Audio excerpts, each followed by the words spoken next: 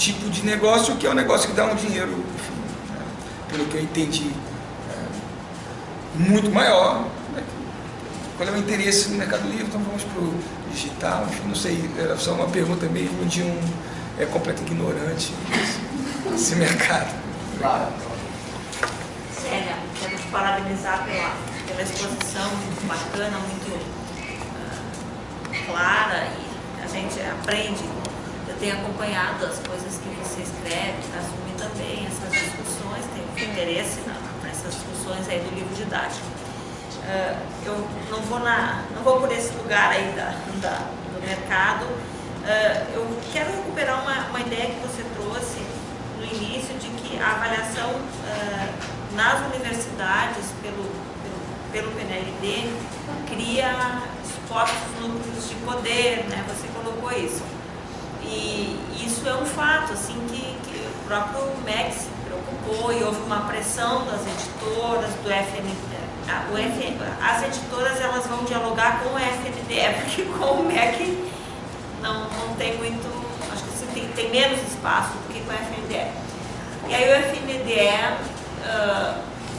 trouxe algumas reivindicações ao MEC, e o MEC decidiu, desde o PNLD 2017, portanto desde 2015, dos anos finais, fazer a escolha não desde 2016, desde os anos iniciais, deixar de fazer indicação e fazer por candidaturas, não é?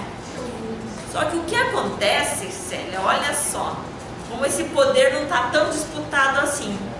Nós temos, em várias áreas, nenhuma candidatura, e o MEC se obriga a voltar ao convite. Aí, claro, explica isso. É muito trabalhoso. É muito não só cansativo, assim, são 6 meses implicados naquilo, de uma responsabilidade absurda, né, em todos os sentidos, desde guarda de sigilo, de garantir avaliação por pares, duplo cego, é um conjunto grande de questões, né? É muito visado, obviamente. Então nós tivemos casos de não haver candidatura, tivemos vários casos de candidatura única e tivemos poucos casos de 2 candidaturas. Então, as universidades não estão com tanta vontade assim de tomar parte desse núcleo de poder aí, querem ficar excluídos do poder. Hoje, né? É porque ao contrário das grandes editoras também se ganha pouco. Até ao contrário. Claro. Ele estava falando. Boa tarde, eu sou André, mestrando de Prof. História pela Unirio, e eu sou professor da rede pública estadual e da rede privada. Aí, eu estava acostumado a trabalhar no livro, né, rede pública, tem aquele ciclo do livro, foi mais ou menos 4 anos, e tem uma marcação histórica ali. Aí eu trabalho com o sistema de ensino na rede privada em Cabo Frio, uma escola tradicional, e também tem um certo ciclo, mas dessa vez eu queria que você pudesse falar um pouco da capacidade de atualização e de resposta a essas empresas para o sistema de ensino. Olha que coisa bizarra que eu vi. Eu estava dando aula hoje, no 9º ano, e a gente abriu a apostila, aí de repente o aluno vai e fala assim: professor, o que o senhor vai falar do governo Temer? Temer? Como assim? Temer? Não estou entendendo, filho. Está dando jornal aí, eu sei se esse governo vai ficar.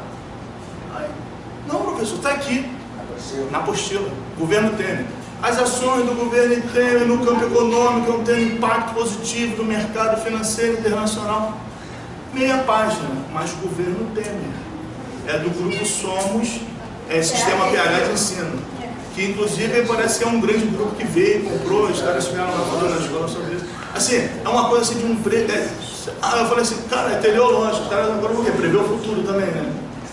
Eu falei, gente, vão prever o futuro também? Professor, história não é antes, já é agora. Eu falei, não, filho, a geografia, né? A ciência é mais do tempo presente. Não, mas o da geografia está em 2011. Os dados, eu falei, cara, calma, vamos devagar. Então, é uma coisa que me assustou. Eu nunca tinha visto isso. É uma coisa quase jornalística. Você pegar numa apostila que se diz um livro de história, né, um material de história, um presentismo assim, é absurdo. Se você pudesse falar dessa capacidade desses caras no sistema de ensino de atualizar, né, essas coisas. Legal. Conforme a gente combinou, a gente já deixava, mas parece que quer falar rapidamente. É bem rápido. Você trabalha há muito tempo com isso, né, no mercado editorial, e eu tenho assim uma certa desconfiança com uma situação que eu não sei se você tem condições de verificar isso no seu tempo de trabalho. Nós estamos no PNLD aí já para 20 anos, né? Ou até mais se considerar antes de 96. O Brasil é um país em que se lê pouco e se compra muito pouco livro. Eu vim de uma geração em que os pais compravam livros para os filhos da escola pública, mas eles compravam esse livro. Tá? E de uns anos para cá, isso foi desaparecendo com a adoção de livros que são gratuitos. Houve uma diminuição, em contrapartida, a compra de livro por parte dos pais e deixam de fazê-lo porque a escola recebe isso de graça. Então ele prefere comprar outras coisas, outros presentes para o filho e não mais valoriza o livro. Isso é um ponto. Segundo ponto, o livro didático era, na minha geração, um bem enorme. Comprava-se e ficava-se com ele pelo resto da vida. E a gente tinha isso na estante com maior orgulho. Eventualmente, né, uma mãe que não sabia ler direito ia lá, pegava um livro, folheava o livro, ela tinha uma biblioteca escolar disponível em casa durante toda a vida de seus filhos. Isso se perdeu na medida que o livro é devolvido no final do ano. Então não se tem mais esse contato e essa permanência do livro nas famílias. Da mesma maneira como não se tem mais o hábito de levar o filho a uma papelaria, a uma biblioteca, a uma livraria e comprar um material. Você percebe se isso, se esse programa do governo que tem assim, foi de uma positividade muito grande, mas se ele refletiu também na mudança de costumes? Bem, eu acho que você tem um leque legal agora para conversar, para fazer uma outra palestra. Eu começo pelo fim, né, da Joelsa. Não, eu não concordo com você. O livro didático, ele se pega a história da educação, eu até falei, a gente está falando de democratização do ensino. As crianças, o pai que comprava, não é esse que está na escola. Eu te falei que não só eu estudo há muito tempo, eu estou na escola pública, o menino chega de corpo e de alma. Muitos desses meninos que estão na rede pública hoje, vocês devem saber, não sei em que, tem menino que mora num quadrado, que não tem a cultura letrada. Quando a gente fala de democratização do ensino, a reforma 9394 de 96, ela vem no mote da função social do conhecimento. Para o bem ou para o mal, os parâmetros curriculares nacionais, eles vêm porque é pós-analfabeto funcional. Então não tem pai que compra livro quando a gente fala dessa alunado da rede pública como um todo. Talvez um outro pai, um outro momento, uma outra história. Livro didático, ele pode até ser que ele tivesse guardado, mas ele é pontual. É o 8º ano, acabou de usar, tchau. Ninguém põe livro didático na estante que eu conheço. Pode ser assim, um ou outro. Livro didático é pontual, acabou o uso, vai embora. Assim, né? Talvez em outro momento histórico. Então, essa previsão de uso de 3 anos, essa compra do governo eu acho muito importante, porque ainda que se questione o livro didático, né, a análise maniqueísta sempre é muito ruim, né? Mas a minha mãe mora no Amazonas, eu às vezes vou para as ribeirinhas lá, tudo. Tem professor que fala, gente, tem gente que fala do livro didático, quando chega eu dou graças a Deus. Já virou até um jargão da educação. Tem menino que o único livro que pega na vida é o didático, porque o governo dá. Então, assim, eu acho que essa previsão de uso de 3 anos, eu acho razoável. Não alfabetização. A Circe Bittencourt, ela questiona muito isso, que ela fala que o livro é um é do menino que poderia ficar, ele usa, um objeto dele de não escrever.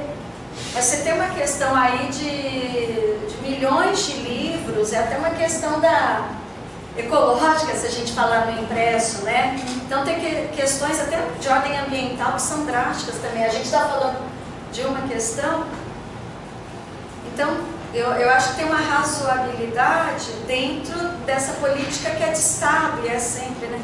Agora, o Marcelo tocou num ponto nas novas tecnologias.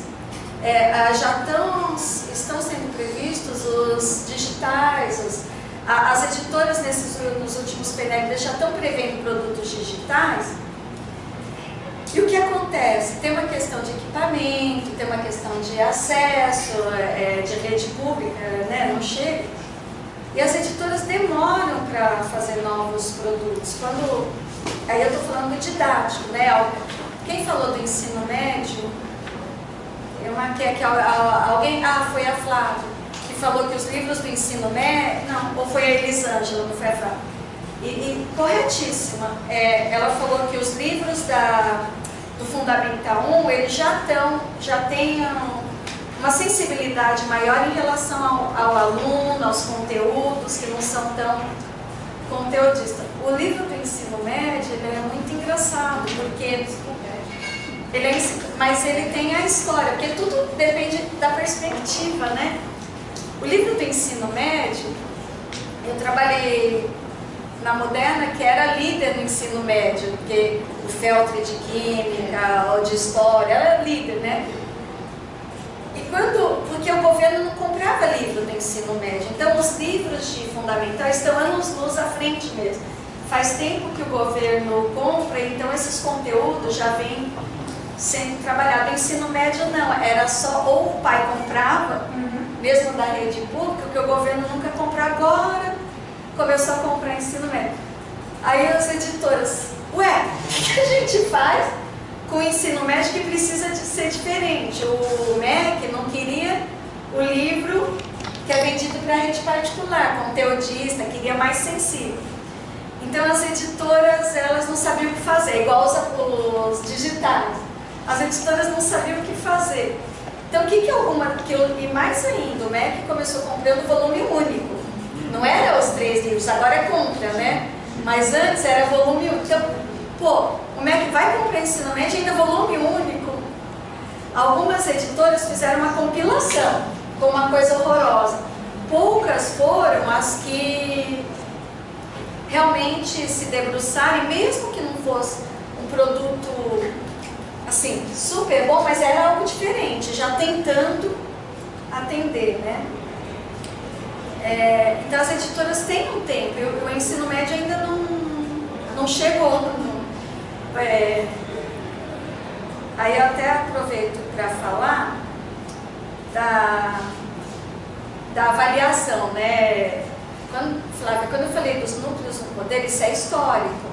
Então, se você pega o começo da avaliação, os PCNs, as universidades, né? E foi mudando, né? Foi mudando. Hoje a gente tem até história, que é datado.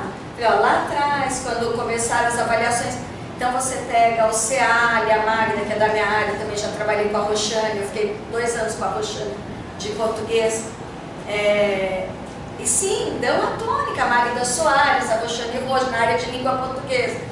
O próprio professor Alien, na área de história. Você tem núcleos, sim, que vão fazer a avaliação. E é cruel, eu tenho vários amigos que trabalharam.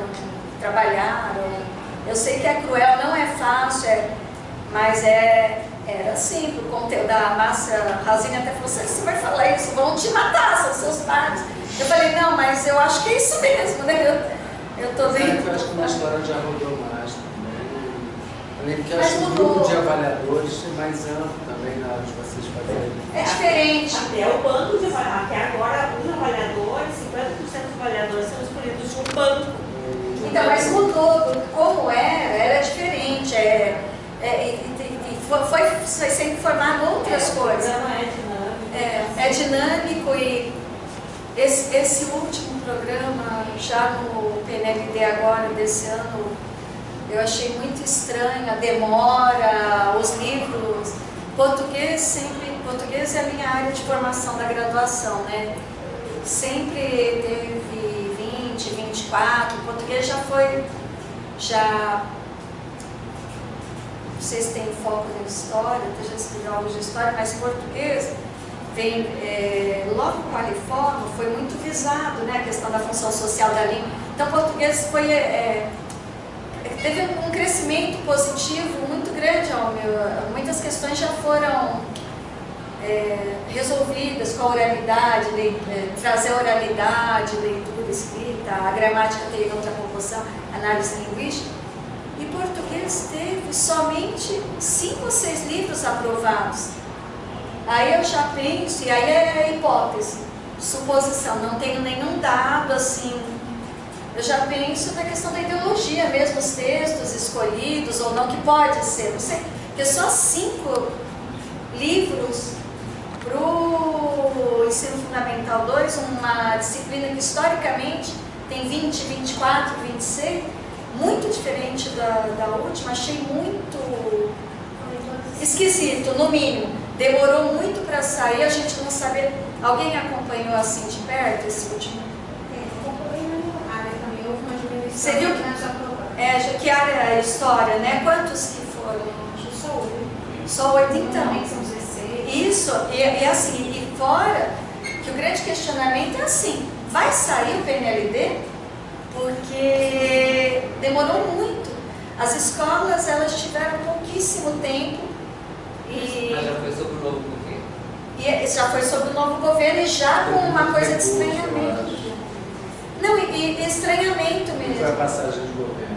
Foi a passagem de governo. Porque o Ministério ficou, as secretarias ficaram muito tempo acéfalas. E quem dá o canetaço lá para a publicação do guia é o secretário de Educação Básica. Então, mas mesmo assim, mas as coisas já estavam prontas. Não é uma coisa que saiu. Entre estar pronto e botar na praça. Mas não é isso que eu estou falando, Luiz. Estranhamento é que ele veio muito diferente. Mesmo se estivesse pronto, será que era isso que estava pronto? É a questão. Porque 6 livros numa área totalmente consolidada, se você pegar. Olha ter acontecido questões. Joelza, deixa eu só te falar uma coisa. É uma coisinha, até que você perguntou aí. O que você falou das escolas particulares, por incrível que pareça, acontece nas públicas também. Se o governo não paga, o sistema não entrega. O aluno da rede pública fica sem o material.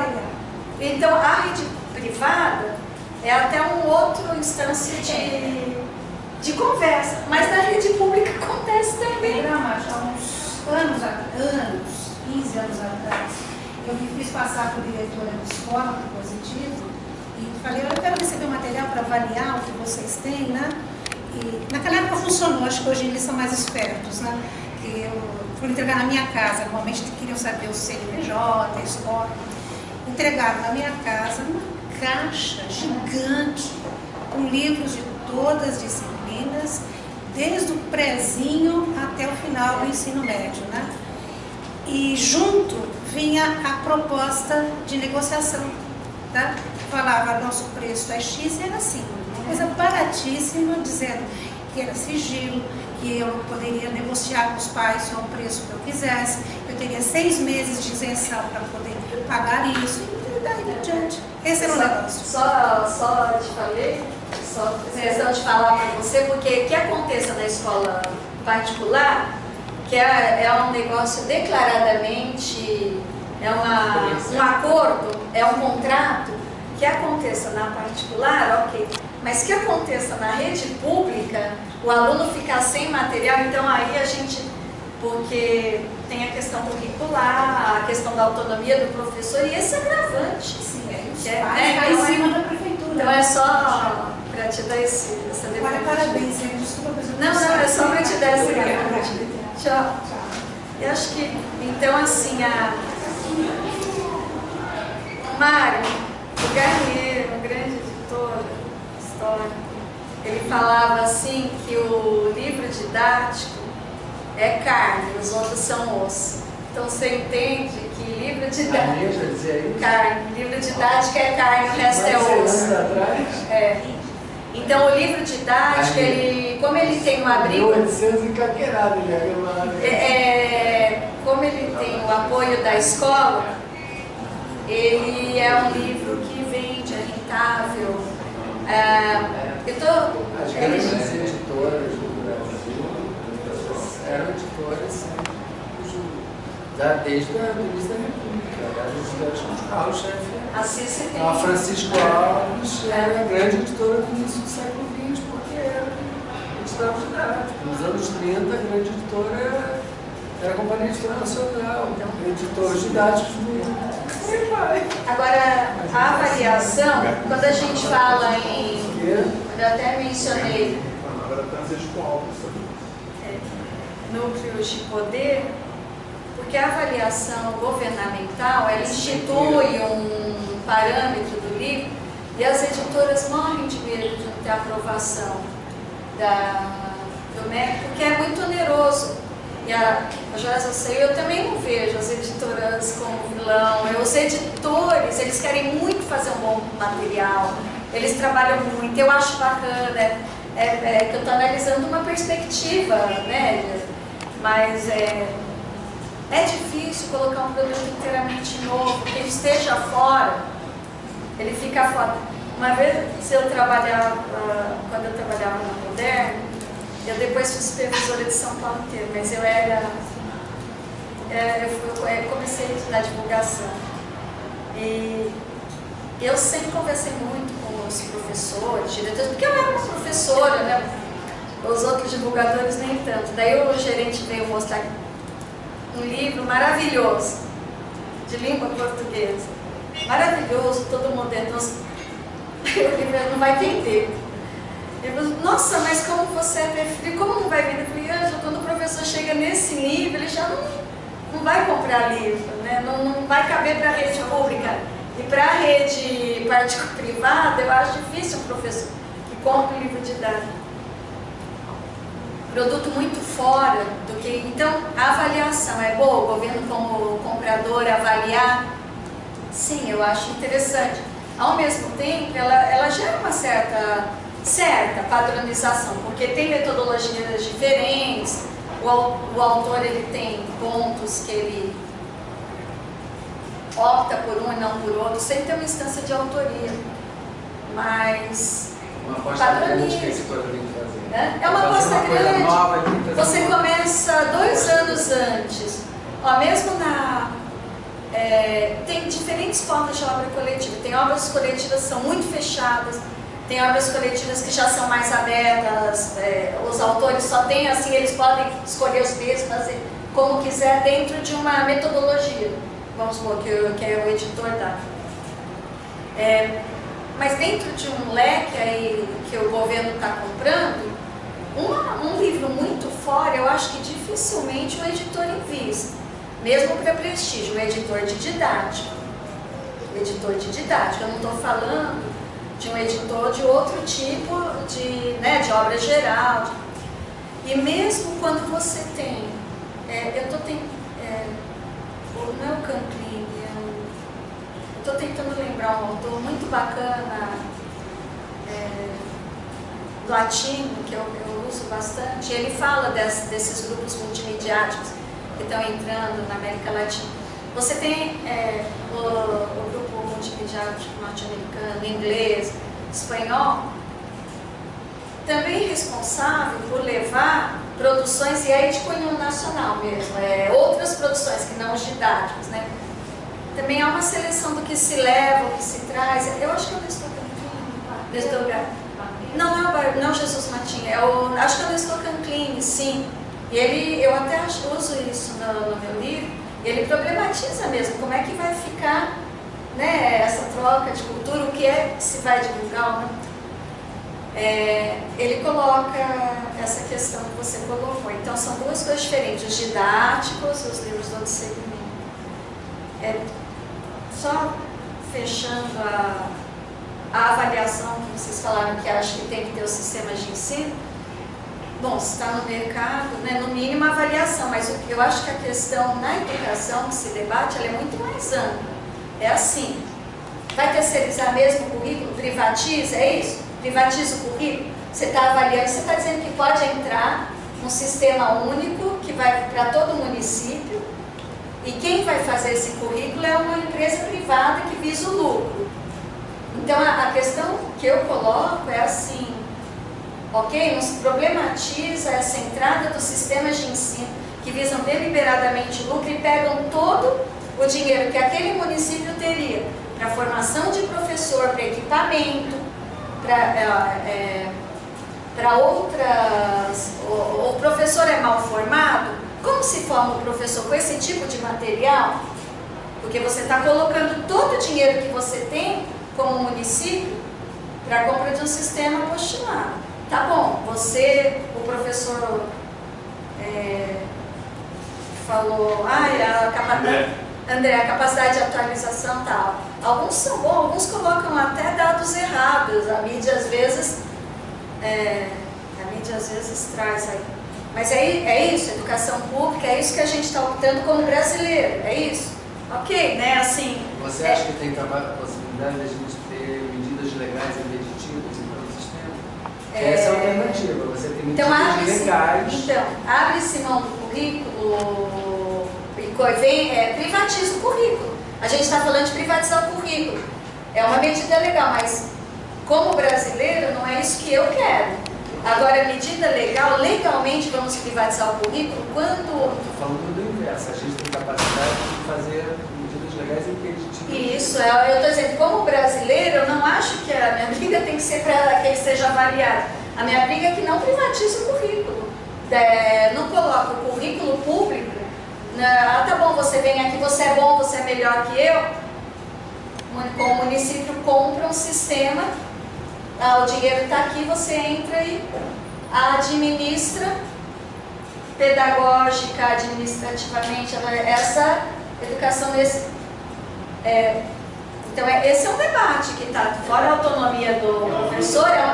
E quando acho que foi você, Luiz, ou o Marcelo falou, isso está vindo gradativo, não tive tempo, mas em Goiás, ao que tudo indica, e parece que teve muita manifestação, está entrando oficialmente no ensino médio, um sistema, eu não tive, em Goiás, eu não, me parece que mas eu não, é uma informação que eu ouvi, eu li em algum, mas eu não tive tempo de parar e até convido vocês a dar uma olhada, porque eu não tive tempo. Mas volta e meia há governos estaduais que fazem esse movimento. Aqui no estado do Rio estava se fazendo isso. E aí então se uma tentativa como essa, se ela vinga, aí então você solapa, porque é uma rede estadual inteira. Aí a questão das apostilas, você falou que no Rio tem, em São Paulo também tinha. O governo fez umas apostilas, mas junto com o livro, ele fez umas apostilas juntos. A Prefeitura de São Paulo também fez algumas apostilas para recuperação paralela, mas junto com o livro. Não comprou do sistema, foi algo que a Prefeitura... Então, esses materiais, eles estão paralelos, mas não é a mesma coisa. A apostila que uma prefeitura faz não é a mesma coisa da compra de um sistema apostilado de ensino. Eles estão chamando de sistema estruturado.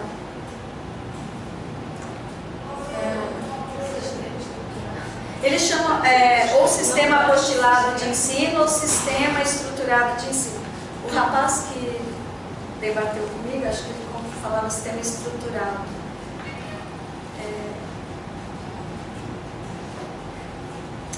Alguém perguntou, naquele nome, por que não há autoria nos sistemas de ensino? Não, autoria mesmo, não tem nome de autor. Não tem nome de autor. Não tem nome de autor.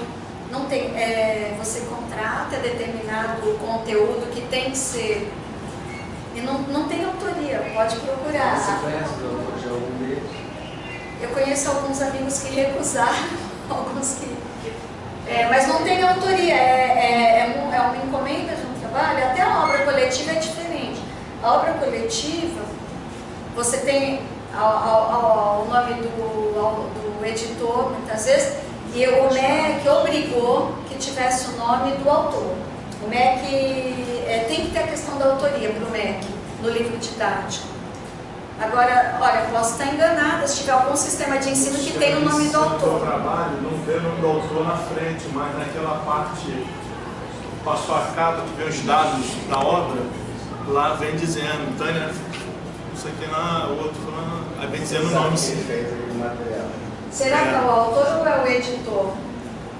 Tem que dar uma olhada direito, porque normalmente não tem autoria. Geralmente as obras da Moderna, projeta Araribá, aí vem coordenador. Não, projeta Araribá. Sabe por que eu te digo isso? Pode ser até que tenha um gesto valoroso aí do som.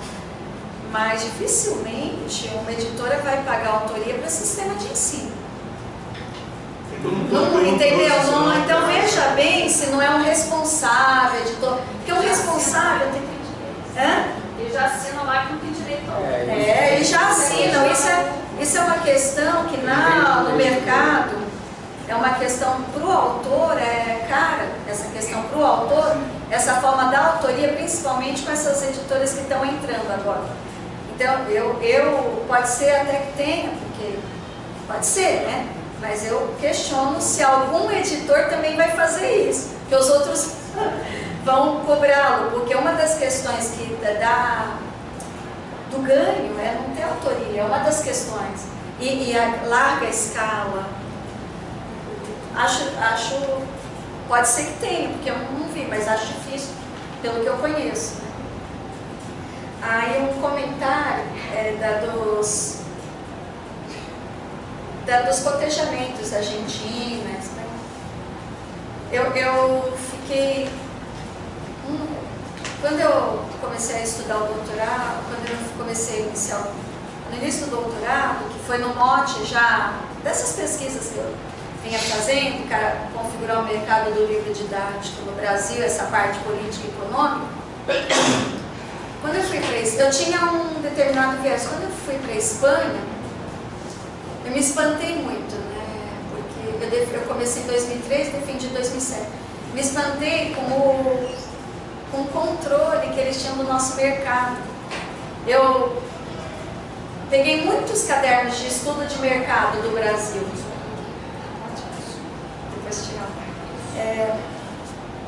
Depois eu peguei vários cadernos de estudos dos mercados latino-americanos, né?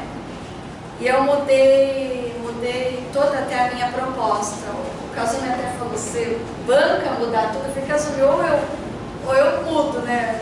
Vou com a coragem.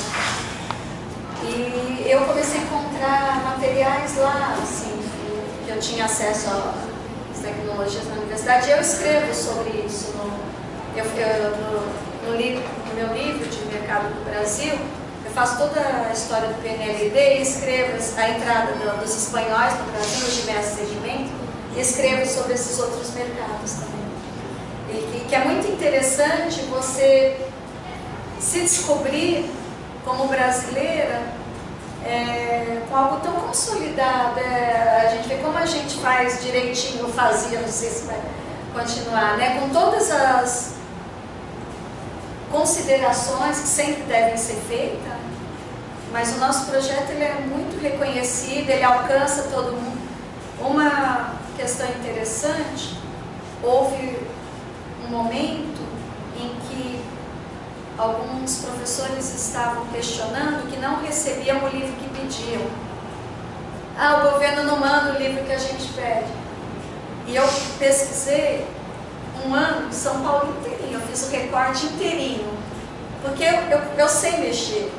Então eu vi todos os livros que tinham sido entregues nas escolas, e todos tinham sido entregues que os professores pediam.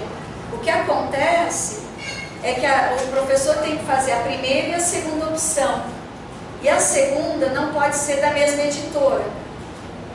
Então muitas vezes eles se esquecem da segunda opção vira algo, e às vezes ele faz da mesma editora, o diretor na hora muda. mas todos os livros tinham sido entregues à luz do que tinha sido pedido, né? Então, a gente tem um sistema bem aprimorado de avaliação, compra, entrega, distribuição. O nosso correio já ganhou prêmios, assim, com correios competentíssimos de outros países, por causa do PNLD. Ele entrega no tempo certo. Então, é um programa que eu acho que ele pode ser aperfeiçoado sempre. Mas eu acho bacana, eu acho o livro um bom apoio. Eu acho que o professor não é acéfalo que ele usa o livro. Alguns acham que ele é acéfalo, né? Que só o livro vigora. Eu acho que o professor ele tem autoria no uso do livro. Eu acho que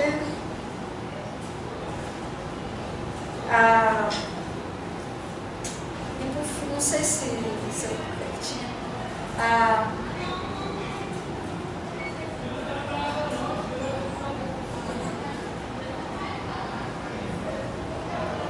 a questão da formação dos professores, Elisângela, em várias instâncias, as parcerias com a formação, o PNAEC mesmo fez parcerias de formação à distância, não sei se o PNAEC, mas não o PNAEC, formações das diretorias dos governos centrais fazem parcerias com as editoras para a formação de professor.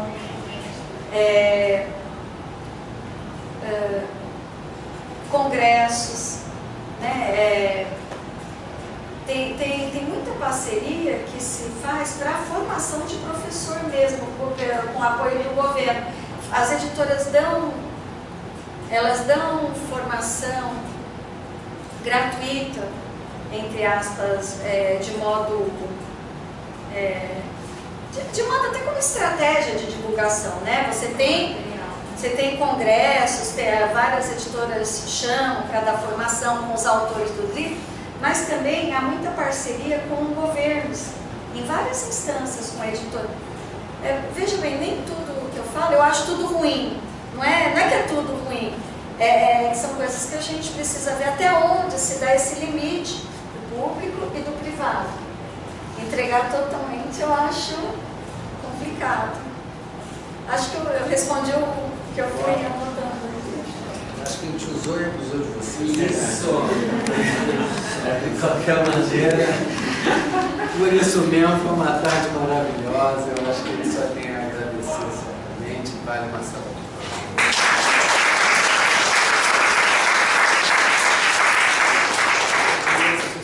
A gente agradece, desfaz a mesa e entrega para a chefa ali. Chefe. Coordenadora convalida. De ontem para hoje eu ganhei uma sinusite aqui que está me deixando bem influente. Então, gente, eu acho que a gente pode partir imediatamente para o encerramento da nossa atividade. Eu não preparei uma fala em especial, portanto, vou tentar improvisar muito rapidamente, para não improvisar e não me perder nessa fala. Eu pessoalmente estou muito satisfeita com o encontro que nós conseguimos realizar, nós, professores, bolsistas, e aqui eu queria falar nominalmente, os bolsistas que contribuíram para que este encontro se realizasse, a começar pela Francisca Iglesias, que está aqui, ali diante de mim, realizando a filmagem, o Emanuel, que também foi um colaborador inestimável de ontem para hoje e nos últimos dias, as meninas que estão lá fora, Ana Paula Garcês e a Amanda, o Tiago, que esteve aqui ontem, e a Gabriela, outros que também vieram nos ajudando ao longo deste caminho, para que ao longo desses últimos 2 meses nós conseguíssemos organizar todas as atividades que se iniciaram com os convites aos nossos queridos convidados, que aceitaram a possibilidade de estar aqui no Rio de Janeiro, dando esse mergulho no tema do livro didático e o PNLD e suas narrativas, podermos estar aqui e podermos também ter essa possibilidade de construir uma memória acerca, em especial, desta política que já possui 20 anos, que possui consistência, que possui vigor, que possui certamente qualidades e imperfeições a serem continuamente superadas, tendo em vista a magnitude e a abrangência do atingimento que possui sobre a população brasileira em idade escolar no ensino básico.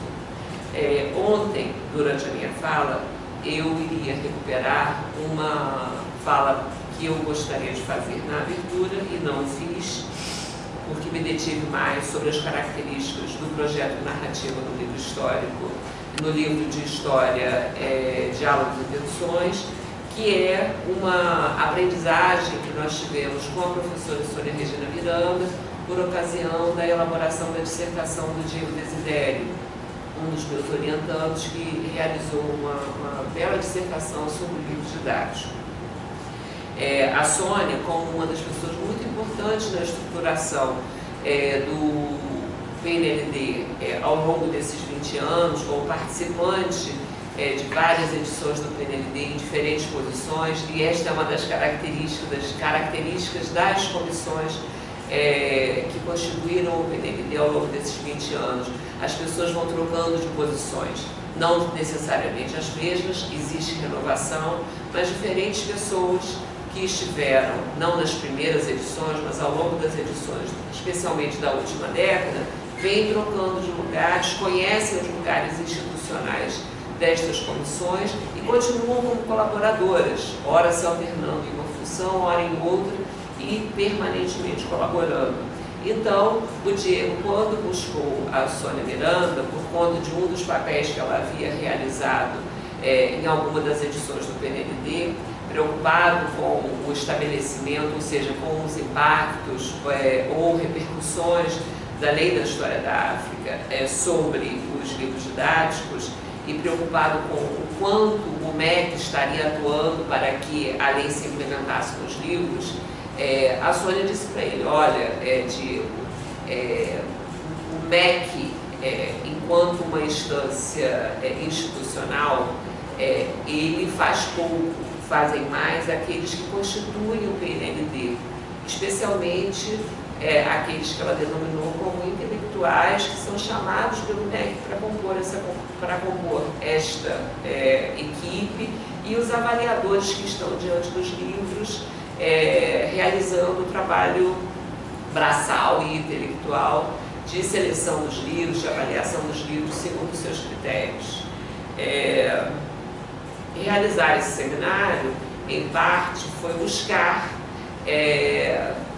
recuperar, no sentido de organizar um pouco dessa memória desses 20 anos.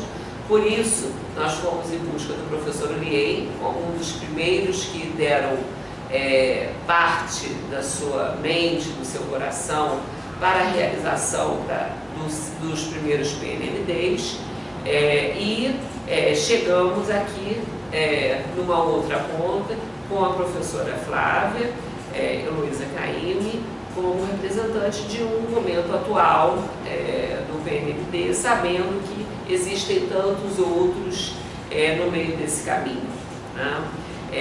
O Diego conseguiu organizar para mim, o Diego Desidério, a partir inclusive da pesquisa que fez para a sua dissertação, ele conseguiu me encaminhar uma lista que se inicia no PNLD já 2004. Evidentemente que, como vimos desde ontem, como o professor Lien, o PNLD de História, ele se inicia entre organizações, encontros e leituras e debates, pelo menos desde 1996, 97, já que existe aquele interregno entre o momento de estudos, avaliações e vinda a público. Então, nós temos aí algumas edições anteriores do PNLD, mas no registro que nós tivemos a oportunidade de construir, nós temos a Comissão Técnica de 2004, comandada pelo professor Lien, na coordenação institucional a professora Maria Encarnação Beltrão Espósito, na coordenação diária a professora Tânia Regina De Luca e na coordenação adjunta Luiz Helena da Silva Cristóvão. No PNLD de 2005, a Sônia Regina Miranda, coordenação institucional a Maria Encarnação, na coordenação diária Tana Regina De Luca, na coordenação adjunta, professor Orien. 2007, professora Margarida, coordenação institucional Raimundo Nonato Araújo da Rocha, coordenação diária Maria Inês Sucupires Tamato. PNLD 2008, na comissão técnica Margarida Maria Dias de Oliveira, que esteve aqui conosco ontem, registrando, coordenação institucional Raimundo Nonato, coordenação diária Maria Inês. PNLD 2010, Margarida, institucional Raimundo Nonato, coordenação diária Maria Inês, coordenadores adjuntos João Maria Valença de Andrade, Itamar Freitas e Paulo Marcos Souto. 2011, comissão técnica novamente Margarida, coordenação diária Sônia Regina Miranda, adjunta Paulo Quinaus, Tânia Regina De Luca, Alexandre Donato, coordenação institucional Ludmila Sabrina Santos Almeida. 2013, comissão técnica Margarida, a Maria Inês, adjunta André Vitor, Flávia Luísa Caíme, Zaide, Bandeira da Silva, Marta Margarida de Andrade Lima, Sandra Regina Ferreira de Oliveira, coordenação institucional Haroldo Loguércio Carvalho. 2014, Margarida novamente, coordenação diária Maria Inês, coordenação adjunta Flávia Luísa Caíme, Sandra Regina Ferreira, Dilton Carvalho.